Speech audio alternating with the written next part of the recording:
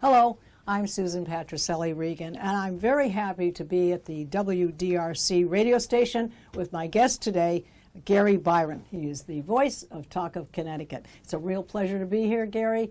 Not a Zoom interview, the real thing. Yeah, you are in person. Yes, in person. We're both live. Yeah, we're both live. So Gary, you have a loyal following. People listen to you every day, talking to other people, but we're here to talk about you, your background. Tell us some of the personal things in your life, what brought you to this place, what you've done before. Turning the tables on me. I'm used to being the one interview. No, you don't get that way today. Let's see. Well, you know, working in radio, it's funny. If you were to ask my mother when I was 10 years old, you know, what do you think Gary will end up doing? Right. You know, I think she'd pretty much tell you exactly what I'm doing now. Right. I always wanted to work in radio. That was a dream for as far as I could ever remember. Okay. And I used to listen to Casey Kasem. I used to listen to his countdowns weekly. He was a huge influence. Okay. Even the local radio personalities, different radio formats. I wanted to work in radio. So I went to broadcasting school, the Connecticut School of Broadcasting in the late 80s. Right. Started, I think I went there in 89. Got my first job part-time AM radio overnight. That must have been exciting, huh? Actually, it was. I got to tell you, I played reggae and I played it overnight on an AM, low wattage AM station. Okay. So, and it's funny because I didn't know if anybody was listening, so I made up some contest. And I'm like, I gave away $100 or whatever it was, $500 just to see if anybody was listening. And I'm like, holy cow, the phones are ringing. Oops, you know. Yeah, I gave it away to Bob Jones, you know. Oh, jeez. So that was fun, but I started a DJ company just to kind of hold me over until I got my big break in radio. Yeah. But what happened was, though, that DJ company grew. It snowballed, and it grew and it grew and it grew. And long story short, I mean, I finally sold the entire company that had a DJ division, a photography division, a videography division. I had 16 employees. Yeah. At its peak. I sold that about a year, early 2019. Okay. So, but going backwards, in the mid 90s, I finally, after a few stints at different AM stations, I finally got a break on FM commercial radio at WCCC. Right. Playing classic rock, right in my wheelhouse. Loved it. Yeah. Still had my business full time, and working on the radio kind of went really hand in hand. Blood. Yeah, really. Stuff. Yeah. Absolutely. Yeah. What ended up happening was I was getting frustrated with as a business owner and with employees, part-time, full-time, subcontractors. I was getting frustrated with the direction that our then governor was taking our state in. Okay. Because it had a trickle-down effect. I mean, when people are getting laid off, when businesses are dying, they're not going to call the DJ for their holiday party. That's their right. Christmas party. No, absolutely. Brides aren't going to spend the amount of money on all the different wedding services. The discretionary funds gone, dry up. Yep. So I used to complain. I'll never forget this. Where a buddy of mine called me up. It was a Monday, and he's like, "Hey, Monday Night Football. You meet me down at the corner pub, and which is real close to where our offices were in Newington Center." And and I'm like, "Geez, I got like $12 in my pocket." Right. Like, come on, you own this company. It's like, what are you talking about? Well, a lot of overhead I got to pay, and you know, it was embarrassing. Yeah. I'm like, what's wrong with this picture? And I used to complain. I'm a pretty happy-go-lucky guy, but I'd complain. I'd be like, why aren't more people spending more money? They used to in the 90s, in the early 2000s. They were. Why aren't they spending more? So this is probably maybe 2012, 2013. So people, I complained so often that people would say, "Well, why don't you run for office?" And I'm like, well, who am I? I'm no political insider. I mean, who's going to vote for me? You know, but you're comfortable talking about a lot of different things. And from the business perspective, I certainly knew the effects it was having on our economy. Absolutely. You just said it yourself. Discretionary income. Yeah. You know, if you don't have it, you're not going to spend the extra amount. No, you're going to be trying to put food on the table. That's right. Yeah. And for me to upsell other divisions of the company. Kitchen table topics. Yeah. Basically. And for me to upsell other divisions of my company, you know, we have to do that. So, I mean, I'd contemplate running for office. And one day I'd want to do it. The next day I'd be like, no, come on. What do I even do? I wouldn't even know how to get the ball rolling. Right. I was a member of our RTC, a Republican Town Committee.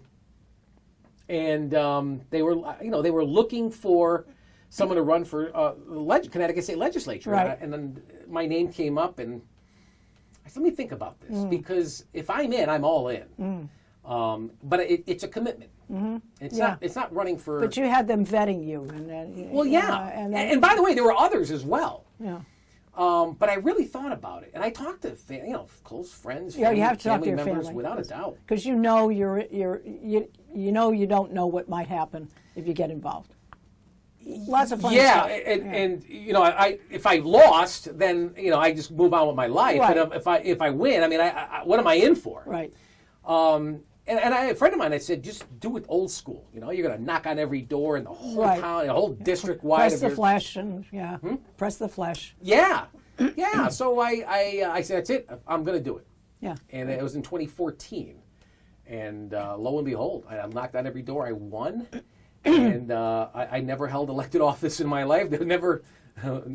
That was it. I went right out of the frying pan into the fire. Yeah, but I think your personality and persona, and I think your business experience, that all lent to it. So that was an interesting part of your life. But I got a couple of other things here. You went to umpire school? No, I never went to umpire school. Oh, I thought you did. Okay. I wanted to. Oh, you wanted to. Oh, I know I had some part of it right. In the early, I think in the early 2000s. Yeah. I love baseball. Okay. I could watch baseball 15 hours a day if I had the time.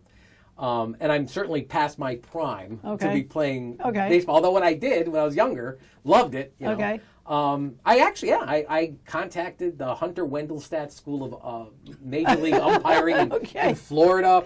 I bought the book. In fact, I still have a rule. I have a rule book, a present-day baseball rule book that it's right next on my table in my living room when I watch the baseball games. Yeah. And I was going to go there, but again, that's another life. You got to do this again. Right. Gotta go around. I got time to do everything I want to do. Yeah. But actually, it was my business and my employees. I was like, well, come on, Gary. I mean, and I know it's just a part of me though that always wonders what would have been like if I had. Well, we can't talk and have this conversation without mentioning Brad Davis. You spent some time with him doing the radio station before Christian. Christian's doing a great job. Tell us a little bit about that. About Brad? Yeah, well, just, the relationship and so forth, because people are, they're hoping he's okay. And, that was a good time, yes? Working with Brad? Yeah. Oh, extremely. Yeah. A highlight. Did he teach you a lot of things?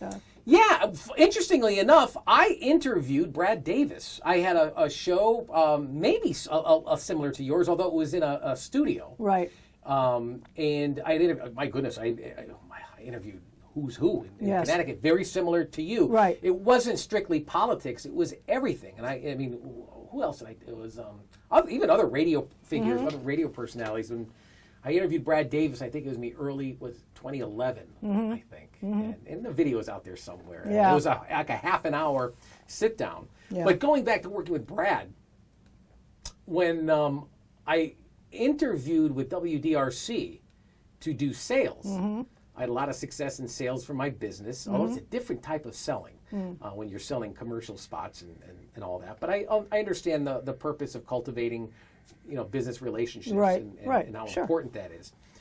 So, but the owner, they read my bio and he says, "So you worked in radio?" I said, "Yeah, but not selling. I still want to put me through training." I said, "I always worked on air." Right.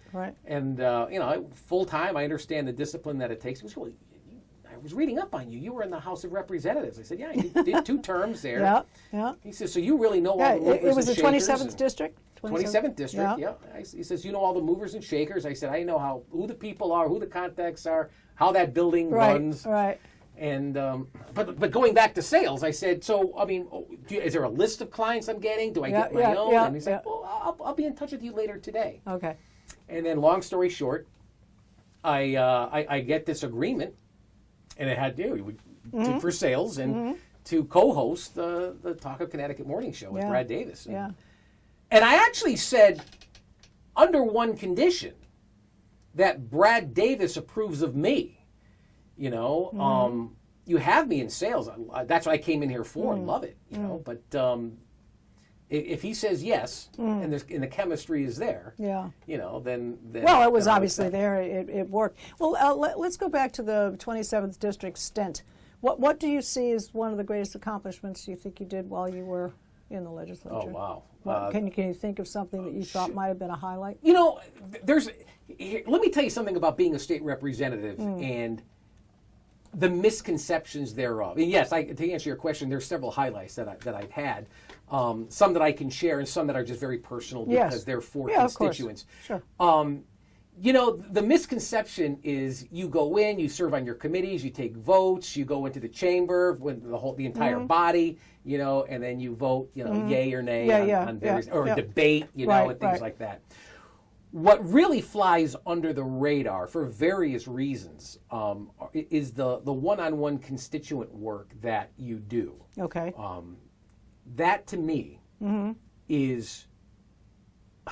It's a sort of a coalition kind of thing of working together to get something done? It's not even... Sometimes it can be. Okay. Sometimes it's when a constituent has been trying to solve a problem for a long period of time where they're bashing their head against the wall going, why can't I get this done? Right. Or they're handicapped, or they need a street paved in front of them because their wheelchair...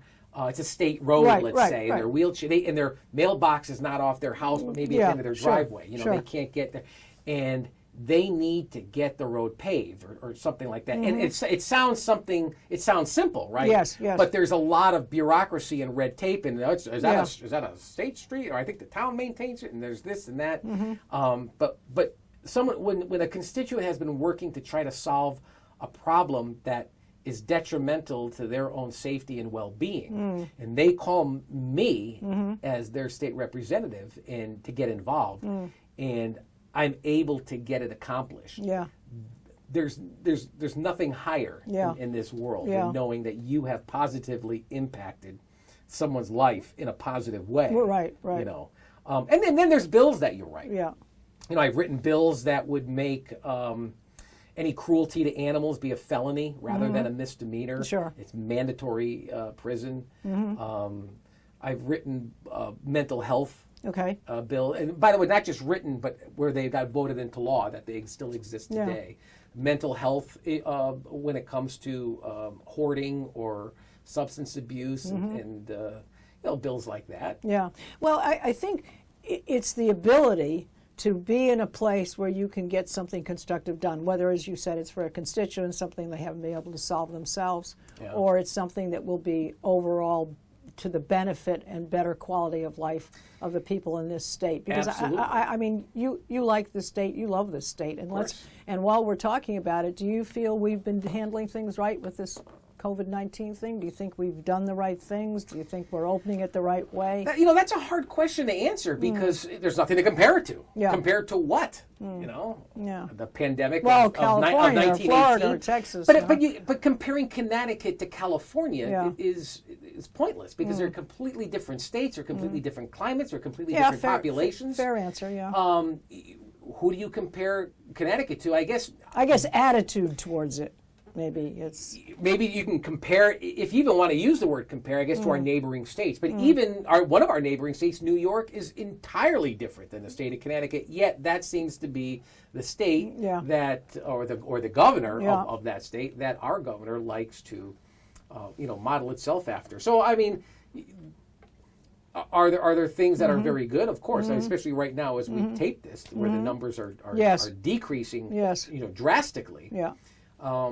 But there's also the commerce side of things. You know, I think we talk about this.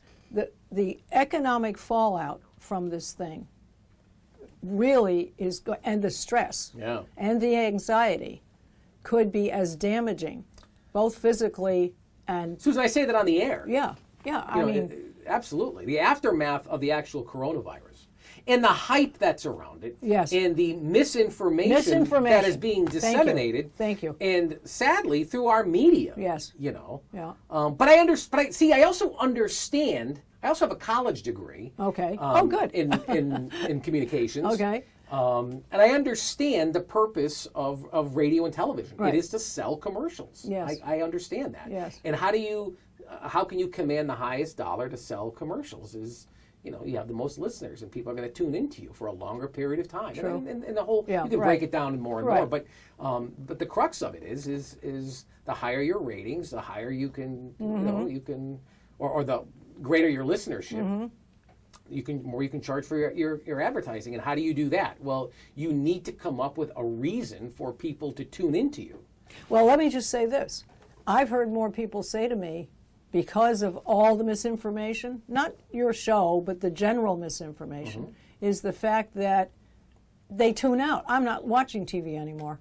I'm not listening to anything anymore. You got that right. Okay, because they're so sick of it, and they don't know what to follow, and it's stressing them out listening to it. So they just it's turn that it too, off. and it's also the fact that people's attention span is so short. That's they true. won't read the whole article. First of all, you got to determine if the article is if it's biased or if it's if it's objective. Right. Objective journalism seems to be a scarcity, these days. So, or is it a soundbite? People's attention span, they just give me the soundbite. Well, but there's more to that than the soundbite. Right. They always say the devil is in the details. Yes. Read it. Yes. And same thing when I was in the legislature. Yeah. I mean, there were bills that were 1,500 pages. And you'll find on page 1119, on section 4, subsection II, right. right there. Yeah, right. This bill may sound good, and the headline is a feel-good headline until you read, that subsection of that bill on that page, when it's like, whoa, that's not a good bill. So then you vote against it. Now remember, the title is feel-good. How can you vote against such a feel-good bill? Because I read it, and it's not all as feel-good as a headline. It's not, or sometimes the language of a bill wouldn't even be germane to the title of the bill, which is sad and shouldn't be allowed. They, but nevertheless. Yeah, how the sausage is made. Oh, I say that all the time. If people only knew, it's ugly. It is. I mean, sometimes they come out with some good things, but when we're talking about politics, I know one of the gentlemen you have on fairly often is Bob Stefanowski. And in talking to him recently, I think it was last week or something, we were talking about the fact that there are about 21%, let's see if I can get my numbers right, 21% of registered Republican voters, and I think something like 37% the Democrat, but we've got a very large segment, 42% of unaffiliated registered voters. That's right. Now, you asked him the question, and you said, what do you think people are going to vote on? Or how are they going to vote? Or what, because those independent voters are going to show us what happens in 2022. Absolutely. Social issues is what he said. Do you agree? Somewhat. Okay. I also feel people vote with their wallets. You tell me how the economy is, I'll tell you who's going to win the election. And all the more reason where if you want to look at it at a macro perspective on how great the economy was going. Listen, hate Trump as much as you want. You don't like what he tweets. You don't like what he says. You don't like how he acts. You don't like his mannerisms. Okay, you can have a fair debate on that, but the economy was fantastic. Right? And you're making money in on the stock market in your 401k. I don't care what political affiliation and it's not you are. that bad today as we speak. Correct. And there's always something. This guy's made of Teflon. I mean, they're always going to unleash something on the guy to take him down. And you heard about SCOTUS doesn't have to show his financials today. Yeah, is that right? That came out today? Yeah, it came out today. Yeah, voted down, but go ahead. Yeah. No, I mean, I think people will end up voting that way. Okay. But to the point of being unaffiliated and independents, well, first of all, let's differentiate the two. If you're an independent, you are part of the independent party. Just as much as being a member of the Republican Party, being a member of the Democrat Party, independent party is its own party. When you're unaffiliated, you aren't part of any party, including not being a part of the independent party. That's right. Well, I hope that's. I'm glad you clarified that. That's a good point. And these are the people who vote across party line. Yes. And I've got no issues with that. Right. They're voting for the candidate rather than the party. I mean, you're talking to a person who won twice pretty handedly, and the only election that I lost was by 60-something votes. In my third election. And I'm outnumbered at least 2-1, and I'm a Republican, So, there are people, you have to get people across the party line. But if you really want to attract that, you need to inform people on how good it really was. And you were making money while, in office, or in Yeah. Trump's case, during his presidency. Yeah. Well, a lot of times when people talk about making money, okay, they will often get back to, oh, well, that's just fine for everybody who has 401ks and everybody who has a, business that's rolling along, or they're in the powerful seat, or they inherited their money. That's how they got their business started. What about the poor guy who's a truck driver and whatever? He's not seeing all that money coming in. Well, now what we have large businesses. The chains are closing. So this virus has cut across the board, all segments, I think. And some of the essential people are the ones who actually still have a job. They kept the food going to the grocery stores, okay, the truck drivers and the movers and those guys. Some of those guys have still got jobs, or they're getting their unemployment in between, or whatever, and some of the large businesses just shutting the doors. So it's going to be, so getting back to this social issues thing, the social issues we would be looking at Black Lives Matter, yes? Is that what Bob was talking about? Is that? You'd have to ask him. Yeah. That's a good question for him. Yeah. Social, there's so many, there's a myriad of social. Pick your social issues. Pick your. Probably more now. Although, listen, I say more now than, I shouldn't say that ever, but I'll say this, more now than in recent history. Yes. Sure. Yeah. Now, would you ever get back into politics? Sure. You would? Yeah. Yeah. Okay. The timing has to be right, but I got to tell you, I'm very happy where I am right now. Yeah. When I got my big break in radio in the 90s, Right. I was there. I did that for a few years, loved it, but I always thought morning radio. Okay. So I met one goal: morning radio is the pinnacle. And never did I think I'd be doing morning talk radio or morning conservative talk radio back then, because I didn't even know my life would go in the direction of state office. Right. But having the experiences that I have, and having the knowledge that I have, and the connections that I have, it's a perfect fit. It's tempting. Yeah. It's a perfect fit. Can you do both? No. You can't do both. Conflict of interest. Yeah. Yeah, you can. Yeah, true. Well, it's and family always matters about whether they care Of course. about what that is.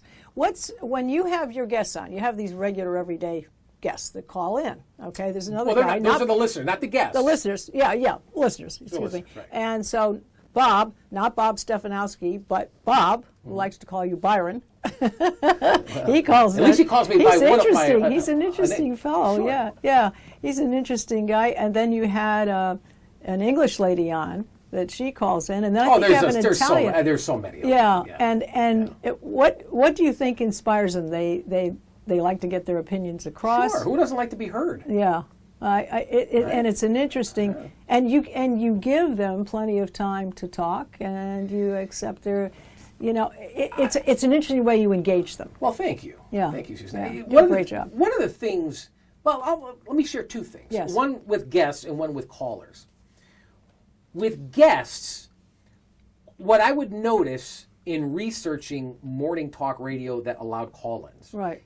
Let's talk about guests first. Yes, is what yes. I said. That has guests. Yeah. Usually, an interview, whether it's radio or television, unless it's a sit-down forum like this, is a few minutes long, Right. or maybe it's 10 minutes and then it's edited down from whatever time is allotted for. Right. And often there's some really good material there that ends up hitting the quote-unquote cutting room floor. Yeah.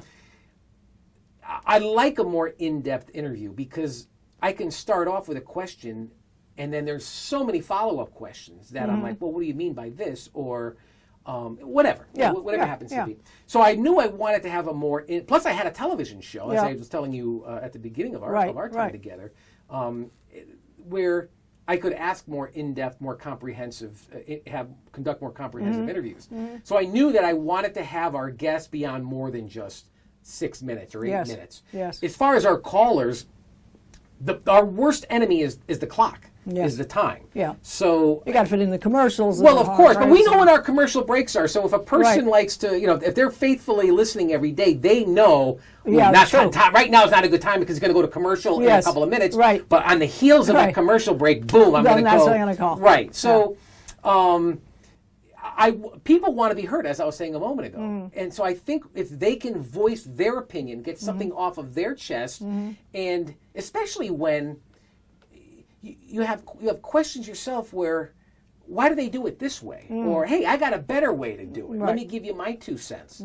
I think as long as people continue to be heard, they'll continue to listen. And the great thing is that we're getting more listeners. I mean, there's the people that we only, because of time, there's only a certain amount of people, and the other guests that we have in the commercials, we can only put a certain amount on. Sure. The amount of phone calls that our producer, and Christian, Christian does a great job. Yeah, he does a yeoman's job of producing the show. Yes, he does. The amount of calls that don't get on the air is astronomical, and it grows. It grows like every day. Okay. You know, you can get 30 phone calls a morning, and you're only putting on 1/3 of them. But it's a very diversified group too. You've got young, older. You know. Have you noticed? As you listen, you said you yourself listen. Have you noticed that there's a lot of first-time callers? Yes. And I've been listening to the last month or so, or last couple of months, and I got to weigh in on this.